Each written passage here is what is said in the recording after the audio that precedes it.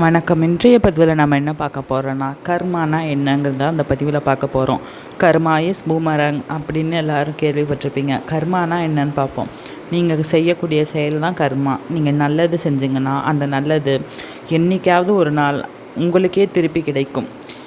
நீங்கள் கெட்டது செஞ்சீங்க, மற்றவர்கள் மனம் புண்படும்படி நடந்து கொண்டீர்களானால் அது நாளைக்குன்னு இல்லை, என்றைக்காவது ஒரு நாள் கண்டிப்பாக அது தண்டிச்சே தீரும் உங்களை. இதுதான் கர்மா. நம்மில் நிறைய பேர் என்ன நினைப்போம் தெரியுமா?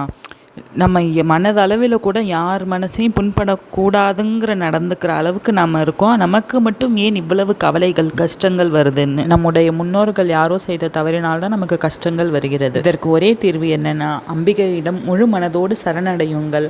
நான் உன்னுடைய பிள்ளை, எனக்கு எது நடந்தாலும் நீ தான் அம்மா என்னையை காப்பாற்றணும்னு அம்பிகை கிட்ட சொன்னீங்கன்னா அம்பிகை காலத்திற்கும் உங்களை காப்பாற்றி அருள் புரிவாள். நன்றி. ஸ்ரீ மாத்ரே நமக.